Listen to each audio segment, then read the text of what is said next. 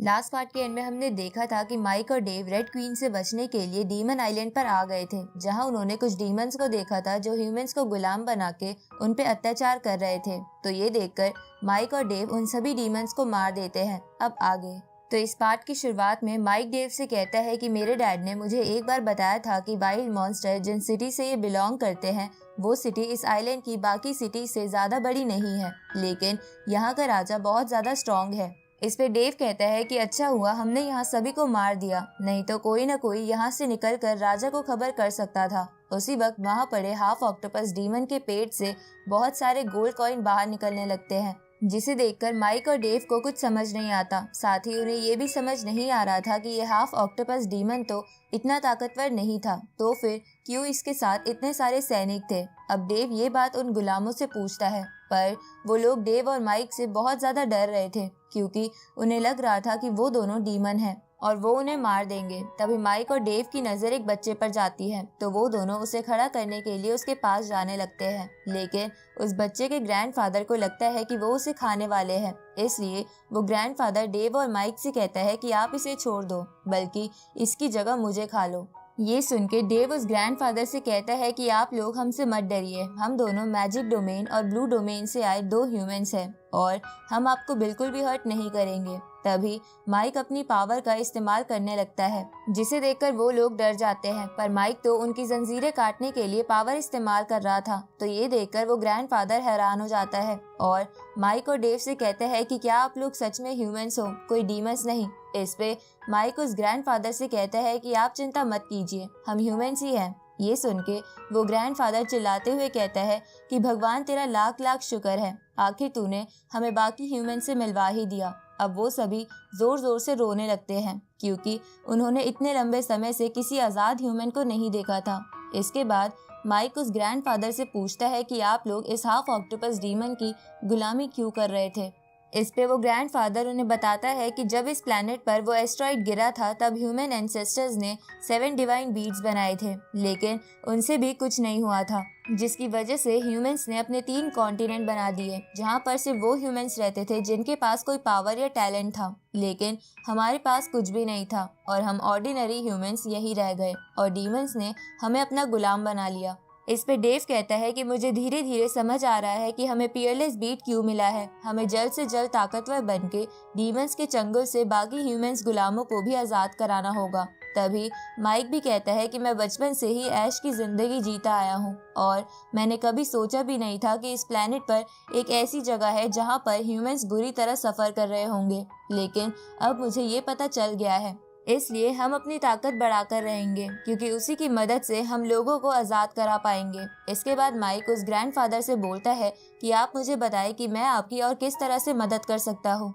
इस पे वो ग्रैंडफादर कहता है कि हम इस ऑक्टोपस डीमन का इस्तेमाल करके एक सिटी में जाने का सोच रहे थे क्योंकि वहाँ हमारी लाइफ थोड़ी बेटर हो जाएगी, लेकिन अब वहाँ जाना मुमकिन नहीं है। ये सुन के माइक को एक आइडिया आता है। आगे हम वाइल्ड मॉन्स्टर सिटी के एग्जिट गेट को देखते हैं, जहाँ एक एलिफेंट डीमन और कुछ सैनिक खड़े थे। तभी माइक और डेव डीमंस का भेष बनाकर उन लोगों को गुलामों की तरह उस सिटी के गेट पर ले आते हैं, जहां माइक डेव से कहता है कि तुम्हें मेरा ये आइडिया कैसा लगा। इस पे डेव माइक से कहता है कि ये बहुत ही बेवकूफ़ी भरा आइडिया है, लेकिन मैं फिर भी चाहूंगा कि तुम्हारा आइडिया काम करे। इसके बाद वो दोनों उन लोगों को सिटी के अंदर ले जाने लगते हैं, पर तभी वो एलिफेंट डीमन उन्हें रोक लेता है और उनसे पूछता है कि ये सब लोग कौन हैं। इस पे माइक एलिफेंट डीमन से कहता है कि हमें ये ह्यूमंस यहाँ आते हुए रास्ते में मिल गए, इसलिए हम इन्हें गुलाम बनाकर ले आए। तो ये सुन के वो एलिफेंट डीमन अंदर जाने की परमिशन दे देता है, जिसे देखकर माइक डेव को ताना मारने लगता है कि उसका प्लान कामयाब हो गया। लेकिन उसी वक्त छींक आने की वजह से माइक की नकली नाक नीचे गिर जाती है, जिसे देखकर उस एलिफेंट डीमन को उन दोनों पर शक होता है और वो सभी सैनिक उन सभी पर अटैक करते हैं। लेकिन माइक एक ही बार में उन सभी को दूर फेंक देता है और एलिफेंट डीमन का अटैक भी रोक लेता है। तो ये देखकर एलिफेंट डीमन हैरान हो जाता है, साथ ही उसे ये भी पता चल जाता है कि माइक 8 लेवल पर है।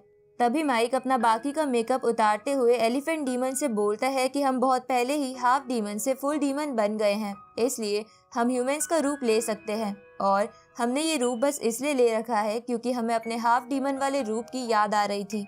तो ये सुन के वो एलिफेंट डीमन डर जाता है और तुरंत ही माइक और डेव को अंदर जाने देता है, जहाँ माइक और डेव के अंदर जाने के बाद वो एलिफेंट डीमन एक सैनिक को माइक और डेव के बारे में किसी को बताने को कहता है। इधर माइक और डेव उन लोगों को आजाद कर देते हैं। तभी वहाँ सिटी का सेनापति कुछ सैनिकों के साथ आ जाता है और माइक और डेव से पूछता है कि क्या तुम दोनों सच में फुल डीमन हो। ये सुन के माइक अपनी स्ट्रेंथ दिखाता है, लेकिन उसे देखकर वो सेनापति समझ जाता है कि वो दोनों ह्यूमंस है।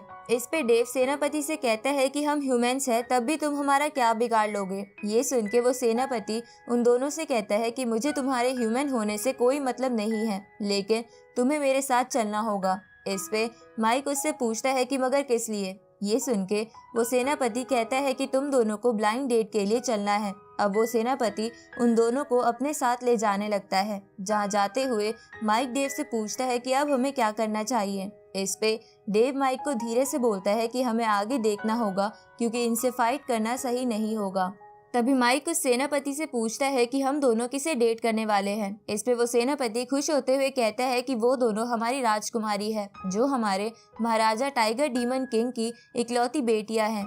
ये सुन के माइक सेनापति से कहता है कि अगर तुम्हारा राजा टाइगर है तो उसकी बेटियां भी टाइग्रेस ही होंगी। इस पे वो सेनापति उन दोनों से बोलता है कि शुक्र मनाओ, तुम दोनों के ह्यूमंस होने के बावजूद भी मैं तुम्हें ब्लाइंड डेट में पार्टिसिपेट करने दे रहा हूँ। अगर मेरा बस चलता तो मैं तुम्हें जेल में डाल देता। अब माइक उन दोनों राजकुमारियों के बारे में ही सोचने लगता है कि वो दोनों बिल्कुल सुंदर और कोमल होंगी, पर तभी उनके आगे एक लाश आकर गिरती है और माइक और डेव देखते हैं कि वो राजकुमारियां ब्लाइंड डेट के नाम पर लोगों को पीट रही है। ये सुन के माइक वहां से भागने की सोचता है, पर वो सेनापति उसे वहां से नहीं जाने देता। तभी डेव माइक को ताना मारते हुए कहता है कि मैं दुआ करूंगा कि तुम्हारी शादी इनमें से किसी एक से हो जाए और तुम यहीं रुक जाओ। ये सुन के माइक को गुस्सा आता है। उसी वक्त वहाँ खड़ा एक बंदा माइक और डेव को हेलो करता है, तो माइक उससे पूछता है कि क्या तुम्हें भी यहाँ पकड़कर लाया गया है।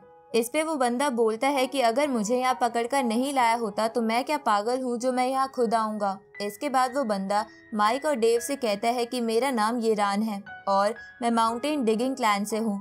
तो माइक उससे पूछता है कि ये सब क्या चल रहा है, ये राजकुमारियां ब्लाइंड डेट वाले लोगों को क्यों पीट रही है। इस पे येरान उन दोनों को बताता है कि बचपन से ही यहाँ के राजा ने इन दोनों को कैद करके रखा था, जिसकी वजह से इन्हें कभी भी किसी से लड़ने का मौका नहीं मिलता था। पर इनके बड़े होने पर राजा ने इनकी शादी करने की सोची, तो दोनों ने शर्त रखी कि हम एक ब्लाइंड डेट करेंगे और उसमें आए सब लोगों से लड़के शादी करने का डिसीजन लेंगे। इसके बाद येरान उन दोनों से कहता है कि मैं इन दोनों से पहले ही पिट चुका हूँ और अब मैं दोबारा नहीं पिटना चाहता।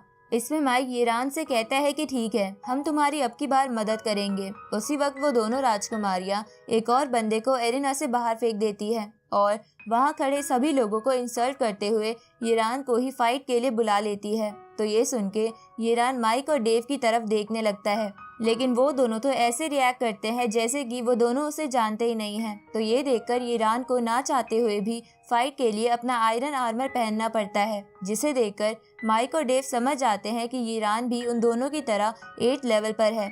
अब येरान एरिना में पहुंचकर अपनी आयरन टेल से एक राजकुमारी पर अटैक करने लगता है, लेकिन वो राजकुमारी येरान को टेल से ही पकड़कर जमीन पर देकर मारती है और बार बार उसे इधर उधर फेंकने लगती है। साथ ही अपने शार्प नाखूनों से येरान को इंजर्ड भी कर देती है। ये देखकर माइक और डेव को गुस्सा आता है, क्योंकि वो राजकुमारियां जानती थी कि येरान उनके लेवल का नहीं है, लेकिन वो फिर भी उसे परेशान कर रही थी। इस तरफ वो रेड क्वीन उस सिटी के गेट पर आ गई थी, तो ये देखकर गार्ड्स उस पे हमला करते हैं, लेकिन वो अपने ऑरा से ही उन सबको दूर फेंक देती है। इस तरफ येरान कहता है कि मैं अपनी हार मानता हूँ, लेकिन वो राजकुमारी फिर भी नहीं रुक रही थी। तो डेव और माइक बीच में आकर येरान को बचा लेते हैं और उन दोनों राजकुमारियों से कहते हैं कि फाइट बराबरी वालों से करनी चाहिए।